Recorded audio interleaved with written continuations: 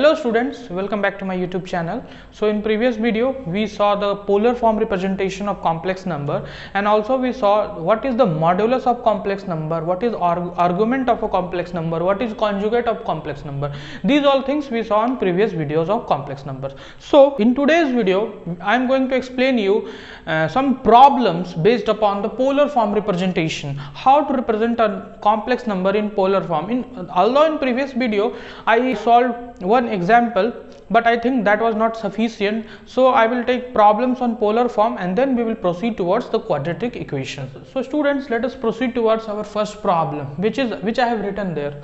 So the problem says that this is a complex number given here, and the problem says that first we have to convert this complex number. This is a complex number, okay? So we have to convert this complex number into its polar form. So let us proceed toward this problem. So polar form में हम लोग कैसे करते हैं? Polar form में करने के लिए पहले हमें कॉम्प्लेक्स नंबर को a प्लस आयोटा b के फॉर्म में लाना होगा. First of all this number is not in the form of this, ऐसे फॉर्म में तो नहीं है, ये दिख तो नहीं रहा एटलीस्ट. तो क्या करेंगे? तो मैंने बताया था कि बेस में कभी भी दिखे हमें तो क्या करना है कि जो है इसका कॉन्जुगेट से हम लोग रैशनलाइज करते हैं, ऊपर नीचे मल्टीप्लाई करते हैं. बेसिक फंडा है क्या, इसके कॉन्जुगेट से हम लोग ऊपर नीचे मल्टीप्लाई करते हैं. तो मैं क्या करूंगा कि -16 divided by 1 plus iota root 3 को 1 minus iota root 3 divided by 1 minus iota root 3 से ऊपर नीचे मल्टीप्लाई कर दूंगा. ठीक है स्टूडेंट्स, ये हम लोग इसका सॉल्यूशन पार्ट देख रहे हैं. क्या देख रहे हैं? सॉल्यूशन पार्ट देख रहे हैं. ठीक है, तो ये क्या हो गया, ये मैं इसको -16 ऐसे एज इट इज रहने देता हूँ, 1 माइनस आई रूट 3 मैं कह देता हूँ. ठीक है स्टूडेंट, अब ये क्या है 1 plus I iota root 3 1 minus iota root 3. तो ये क्या हुआ, A square a plus B into A minus B इस फॉर्म का हुआ. तो मतलब A square minus B square. अब क्योंकि आई स्क्वायर इस टर्म में आ जाएगा तो ये माइनस क्या प्लस कर देगा. मतलब मैं ऐसे कह दूँ कि 1 प्लस रूट 3 का होल स्क्वायर दैट इज 3. आप समझ रहे हो? देखो ऐसे हुआ होगा. ये इसको मैं यहाँ पे लिख के बताता हूँ आपको ये कैसे हो रहा होगा.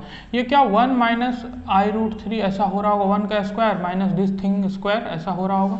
ठीक है, तो ये 1 का स्क्वायर 1 ही रह जाएगा, आई स्क्वायर का वैल्यू -1, तो ये -1 और ये -1 इंटू रूट 3 का स्क्वायर 3, तो 1 प्लस 3 ये 4. तो इसको मैंने ऐसे 1 प्लस 3 लिखा, इसको मैं डायरेक्ट यहाँ पे 4 लिख देता हूँ. ठीक है, मैंने ब्लैक पेन यूज कर लिया, मैं ब्लू यूज करता हूँ.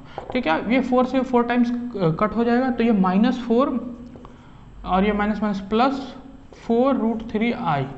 ठीक है, this is the standard form. ये स्टैंडर्ड फॉर्म में है, कोई प्रॉब्लम? तो this is the standard form. Now what we have to do, first we have to find the modulus of this complex number. So let z equals to this, the modulus of z. What will be the modulus of z? Modulus of z is nothing but under root -4 whole square plus 4 root 3 whole square. So इसकी value क्या आएगी, 4 का square 16, minus में रहे plus में रहे कोई दिक्कत नहीं है 16. अब प्लस 16 और 3, 16 3 जा 48. इसकी वैल्यू कितनी आ जाएगी, तो 16 प्लस 48 इसकी वैल्यू 64 आ गई. ये 8 आ गया हमारा मॉडुलस ऑफ जेड. तो मॉडुलस ऑफ जेड की वैल्यू क्या आ गई, 8 आ गई हमारे पास. मॉडुलस ऑफ जेड की वैल्यू क्या आ गई, 8 आ गई.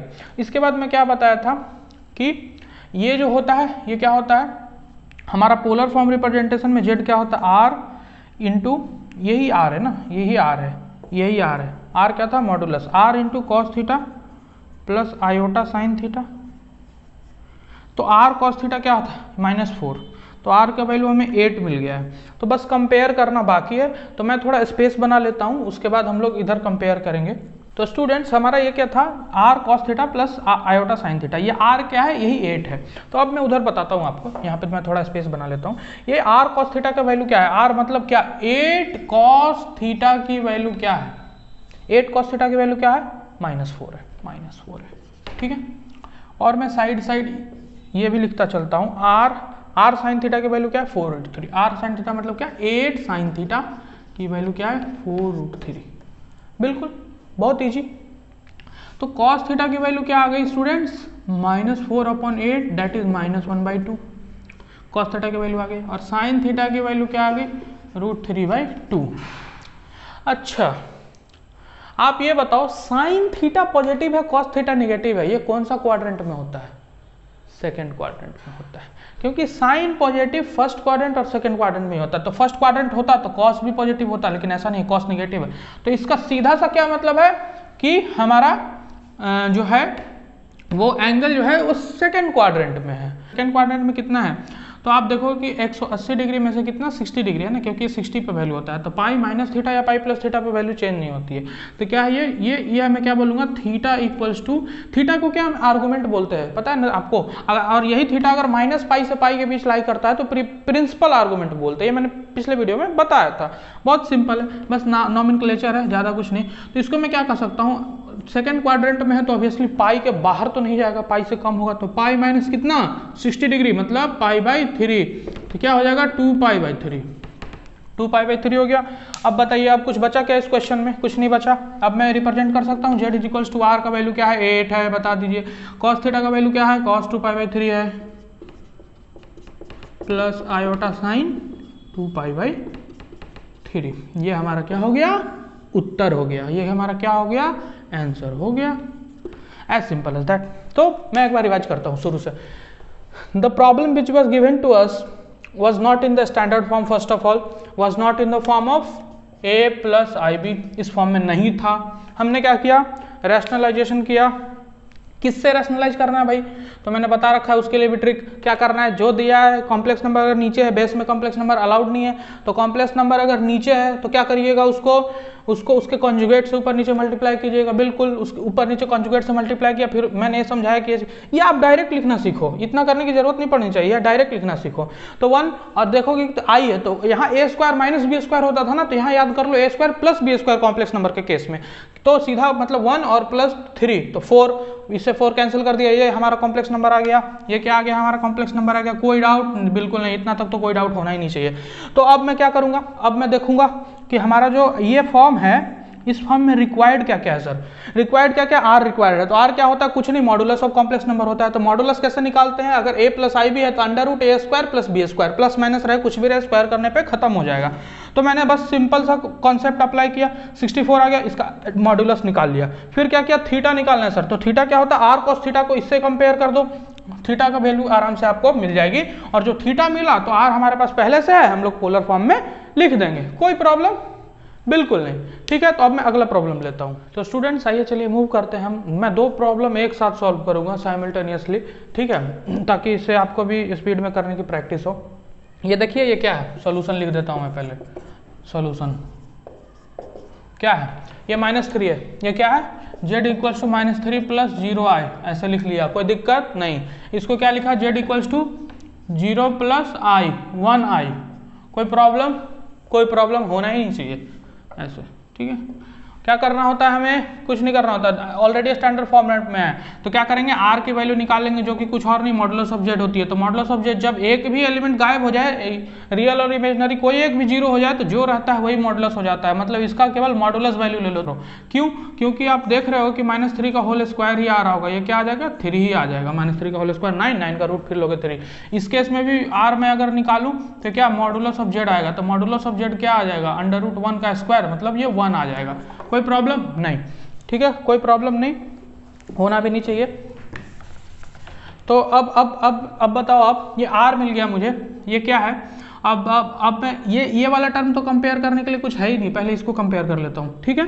कंपेयर कर लूंगा क्या, r cos थीटा को किससे कंपेयर करूंगा, -3 से। तो r का वैल्यू क्या है, 3, ठीक है, कोई प्रॉब्लम नहीं। तो cos थीटा का वैल्यू क्या आ गया, -1, और sin थीटा का वैल्यू क्या है, ऑलरेडी 0 है। आर से कंपेयर करो या ना करो, तो ऐसा कौन सा वैल्यू है सोच के रखो, तब तक इधर मैं करता हूँ। बताओ, ये z1 है, ठीक है, इतना तक तो कर लिया हमने। तो क्या होता है कि ये इमेजनरी है, ये क्या है, इमेजनरी वाला केवल कंपेयर करेंगे, क्योंकि ये ऑलरेडी cos थीटा का वैल्यू क्या आ जाएगा, 0 आ जाएगा। अब ये क्या है, 1 into sine theta, 1 into sine theta equals to 1 है, तो साइन थीटा का वैल्यू क्या है, 1 है। तो ये कौन सा ऐसा वैल्यू है जिसमें cos 0 है और साइन थीटा 1 होता है, बताओ। थीटा बराबर क्या आ जाएगा, यहाँ पाई आ जाएगा। सोचो, cos पाई -1 साइन थीटा 0 होता है पाई पे, यहाँ पे थीटा बराबर क्या, π/2 आएगा। चेक करो, बिल्कुल आ जाएगा। साइन π/2 1 होता है, cos π/2 0 होता है, ठीक है।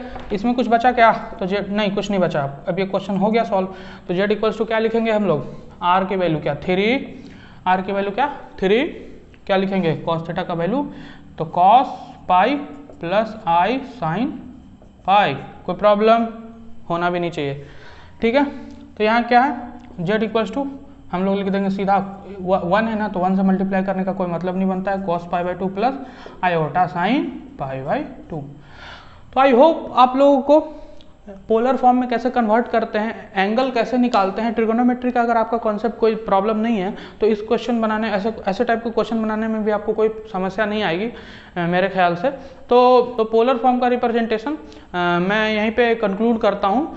इसके बाद हम लोग देखते हैं क्वाड्रेटिक इक्वेशन, कि क्वाड्रेटिक इक्वेशन जिसके डिस्क्रिमिनेंट लेस देन 0 हुआ करते थे, जो 10th क्लास में हम लोग जिसको नो रियल रूट बोल के छोड़ देते थे, उसका सोल्यूशन कैसे करते हैं, उस चीज को यहाँ पे कैसे सॉल्व करते हैं, ठीक है। उसके बाद मैं अगले वीडियो में क्यूब रूट ऑफ यूनिटी और square root of a complex number समझाऊंगा। तो square root of a complex number और हम लोग क्या क्यूब रूट ऑफ यूनिटी जिसको ओमेगा से डिनोट करते हैं हम लोग अगले वीडियो में देखने वाले हैं, ठीक है। अभी के लिए मैं क्वाड्रेटिक इक्वेशन पढ़ाऊंगा आपको और उसके बाद क्वाड्रेटिक इक्वेशन पे हम लोग कुछ प्रॉब्लम्स देखेंगे। बहुत ही इजी टॉपिक है, बहुत ही मजा आने वाला है आपको। तो स्टूडेंट्स हम लोग आइए मूव करते हैं नेक्स्ट टॉपिक के बाद, नेक्स्ट टॉपिक की तरफ। जैसा कि मैंने बताया अभी हम लोग क्वाड्रेटिक इक्वेशन को डील करने वाले हैं। तो क्वाड्रेटिक इक्वेशन क्या होता है, 10th क्लास में आपको बेसिक्स पता है क्वाड्रेटिक इक्वेशन का, चलिए मैं रिवाइज करा देता हूँ। क्वाड्रेटिक इक्वेशन क्या होता है, any equation in the form of ax square plus bx plus c equals to 0। Any equation which is in the form of ax square plus bx plus c equals to 0। Important क्या है, ये condition a कभी भी 0 के equal नहीं होना चाहिए। a अगर 0 के इक्वल हो गया तो ये वाला टर्म 0 हो जाएगा। आप सोचो ना, तो 0 हो गया तो क्वाड्रेटिक ही नहीं रहेगा, ये 0 हो गया तो क्या क्वाड्रेटिक ही नहीं रहेगा। क्यों, क्योंकि क्या हो जाएगा, ये 0 इंटू ये हो जाएगा कुछ इस तरह से 0 इंटू एक्स स्क्वायर, तो ये इसको 0 बना देगा। मतलब आप समझ रहे हो, ये bx प्लस सी ही केवल बचेगा, तो ये लीनियर हो गया ना, लीनियर हो गया ना, क्वाड्रेटिक तो रहा नहीं। तो इसीलिए ये कंडीशन दिया गया है। ये कंडीशन का इंपॉर्टेंस आपको समझ में आया बिल्कुल। तो X square plus B X plus C, तो 10th क्लास तक हम लोग क्या इसका सोल्यूशन करना देखते थे। बहुत सारे मेथड है, जैसे आपको शुरू में फैक्टराइजेशन से सॉल्व करने के लिए बताया गया होगा, फिर बताया गया होगा श्रीधराचार्य रूल, क्वाड्रेटिक फार्मूला, जिसमें हम लोग पढ़ते थे X is equals to minus B plus minus under root B square minus 4ac by 2a। ये ABC क्या है, इसी के कोएफिशिएंट्स है, ठीक है। ये फार्मूला पढ़ते थे, मैं भी एक्चुअली में इसी को यूज करने वाला हूँ, इसी को यूज करने वाला हूँ, ठीक है। तो इसी फार्मूला के अकॉर्डिंग हम बता पाते थे कि अगर रूट के अंदर निगेटिव अलाउड नहीं था, लेकिन यहाँ तो कॉम्प्लेक्स नंबर है, यहाँ तो अलाउड है रूट के अंदर निगेटिव, क्यों, हमने आयोटा को डिफाइन कर दिया है तो अलाउड है। तो बी स्क्वायर माइनस 4ac के अकॉर्डिंग क्या था कि बी स्क्वायर माइनस 4ac जो होता था वो कभी भी लेस देन 0 नहीं हो सकता था। उस केस में यहाँ क्या होता था, लेस देन 0 अलाउड करेंगे हम लोग और करके देखेंगे कि उसका सोल्यूशन कैसे निकालना है। बेसिक यही है, कॉम्प्लेक्स नंबर का यूज करके हम लोग क्वाड्रेटिक इक्वेशन को कैसे सॉल्व कर सकते हैं। तो मतलब क्या है, हम लोग यहाँ पे क्वाड्रेटिक इक्वेशन के कॉम्प्लेक्स रूट्स की चर्चा करेंगे, कॉम्प्लेक्स रूट कैसे आएंगे, ठीक है स्टूडेंट्स। तो स्टूडेंट्स हम लोग अभी क्वाड्रेटिक इक्वेशन में बहुत ही बेसिक चीज़ें देखने वाले हैं। हम लोग बस देखने वाले हैं कि क्वाड्रेटिक इक्वेशंस को कॉम्प्लेक्स नंबर का यूज करके, आयोटा का यूज करके सॉल्व कैसे करते हैं। हालांकि कॉम्प्लेक्स ये क्वाड्रेटिक इक्वेशन एक्चुअली में लंबा चैप्टर है, इसको कॉम्पिटिटिव एग्जाम के पॉइंट ऑफ व्यू से अगर पढ़ाया जाए तो इसमें लोकेशन ऑफ रूट्स और बहुत सारी चीज़ें आने लगती हैं, तो उतना हम लोग डिटेल में नहीं जाएंगे क्योंकि हमारा मकसद NCERT को पढ़ाना है मेनली। तो हम लोग केवल देखेंगे NCERT के पोर्शन के अकॉर्डिंग है कि क्या करना है हमें। NCERT के पोर्शन के अकॉर्डिंग हमें बस क्वाड्रेटिक इक्वेशन को सॉल्व करके देखना है, तो ठीक है। तो हम लोग वहीं तक देखेंगे स्टूडेंट्स। तो स्टूडेंट्स आइए चलिए हम कुछ प्रॉब्लम्स को देखते हैं जिससे हमारी कॉन्सेप्ट को क्लैरिटी मिले कि कैसे सॉल्व करना है। तो ये क्या पहला क्वेश्चन है कि X square plus 3 equals to 0 है, ठीक है स्टूडेंट्स। तो X square plus 3 equals to 0 है, इसको हम लोग कैसे सॉल्व करेंगे, सिंपल है। मैंने जो रूल बताया था ना, वो 10th क्लास में आपने जो रूल पढ़ा था, जो हम लोग क्वाड्रेटिक फार्मूला के नाम से जानते थे, जिसको हम लोग क्या कहते हैं, X equals to minus B plus minus under root B square minus 4ac by 2a by 2a। मैं अच्छा से लिख देता हूँ जरा 2a। तो इसी का यूज करने वाले हम लोग बेसिकली सॉल्व करने के लिए। तो यहाँ पर आप देखो X square plus 3 equals to 0, तो हम लोग प्लस वाले को इसको मैं सॉल्व करूँ तो X square equals to minus 3 होगा, ठीक है। तो इसको मैंने पहले भी सॉल्व किया था ना, तो उसके अकॉर्डिंग इसका आंसर क्या आता था, एक्स बराबर ये माइनस है ना, तो plus minus under root 3 iota आता था या नहीं आता था, आता था ना, बिल्कुल। क्योंकि ये क्या आ जाएगा, अंडर रूट माइनस 3 का मतलब क्या, under root minus 1 into under root 3, ठीक है। Under root minus 1 into under root 3। अब अंडर रूट माइनस 1 का वैल्यू आई रूट 3, i√3, लेकिन ये माइनस इसकी आगे प्लस माइनस रहेगा क्योंकि ये निगेटिव का भी सेम वैल्यू, तो इसके अकॉर्डिंग ये आंसर आता था हमारा। बट इस रूल के अकॉर्डिंग भी आप लगा के देख लो, यहाँ पे b की वैल्यू क्या है 0 है, तो x की वैल्यू क्या आ जाएगी, b की वैल्यू 0 है तो plus minus under root B square से 0 हो गया -4ac। ac क्या है, a का वैल्यू यहाँ पे 1 है और c का वैल्यू क्या है 3 है, तो ac क्या हो जाएगा -4 × 3 -12 डिवाइडेड बाई क्या आ जाएगा 2 टाइम्स से, तो 2 आ जाएगा। तो 12 को हम लोग क्या लिख सकते हैं, 12 को हम लोग 2√3 लिख सकते हैं, 2√3 लिख सकते हैं, क्यों नहीं लिख सकते, 2 दूनी 4 और 3 या 12 हो जाएगा, तो 2√3 हो जाएगा। अब ये प्लस माइनस का साइन लगा हुआ रहेगा बाई 2, तो ये 2 से 2 गया, तो ये क्या आ गया +-√3। देख लीजिए अब ध्यान से, ये आई आ जाएगा क्योंकि ये माइनस है ना, तो आई तो रहेगा ना, तो ये आई आ जाएगा। तो आप देख लो ये क्या सेम आ रहा है, बिल्कुल आ रहा है। तो दोनों तरीके से मैंने आपको दिखा दिया सॉल्व करके, ठीक है। अब हम लोग आते हैं इस क्वेश्चन पे। इस क्वेश्चन को क्या करना है, x² + x/√2 + 1 = 0। x² + x/√2, x/√2 दिया है तो क्या कर लो ना आप, सिंपल है ना, कुछ नहीं करना है ना, इसको √2 से मल्टीप्लाई कर लेते हैं हम लोग, √2x² + x + √2 = 0, ऐसा कर सकते हैं हम लोग। थ्रू आउट द इक्वेशन √2 से मल्टीप्लाई कर दिए, कोई प्रॉब्लम बिल्कुल नहीं, होना भी नहीं चाहिए। तो अभी मैं क्या कर सकता हूँ इसको, अभी हमारे पास क्या है, a की वैल्यू क्या है √2 है, b की वैल्यू क्या है 1 है और c की वैल्यू क्या है √2 है, ठीक है। तो अब मैं क्या करूँ कि x बराबर -b + -√b² -4 × a × c by 2a, formula लगा दिया, कोई प्रॉब्लम नहीं। तो अब मैं x बराबर क्या लिख सकता हूँ, -1 ± ये क्या आ जाएगा 2 √2 × √2 क्या 2, 4 × 2, तो क्या आ जाएगा 1 -8 -7 आ जाएगा डिवाइडेड बाई 2√2। तो ये तो आसान है ना, आपको तो आता है ना, -1 ± माइनस को बाहर निकालेंगे तो ये आई आ जाएगा, i√7 डिवाइडेड बाई 2√2। तो ये क्या हो गया हमारा आंसर।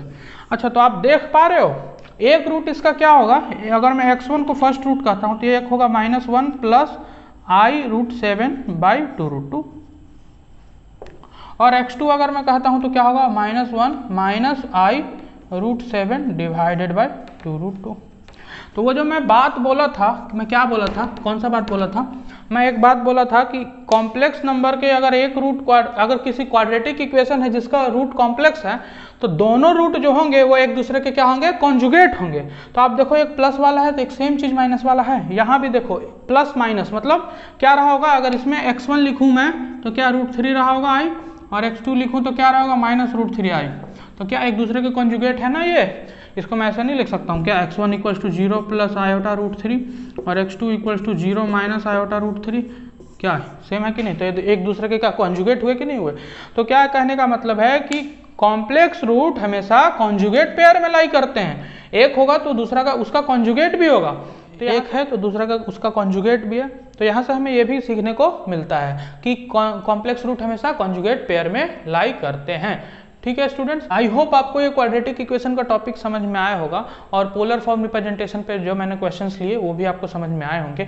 तो अगले वीडियो में हम मिलते हैं और हम लोग डिस्कस करेंगे क्या अगले वीडियो में, square root of a complex number, और फिर क्या डिस्कस करने वाले हम लोग, और क्यूब रूट ऑफ यूनिटी जिसको हम लोग ओमेगा से रिप्रेजेंट करते हैं। कौन सा ओमेगा भाई, ये ऐसा ओमेगा होता है क्यूब रूट ऑफ यूनिटी। तो हम लोग आने वाले वीडियो में देखेंगे इसको कि क्या होता है क्यूब रूट ऑफ यूनिटी और क्या होता है, कैसे निकालते हैं। तब तक के लिए stay tuned and please hit the like button and subscribe to my YouTube channel. Thank you for watching this video.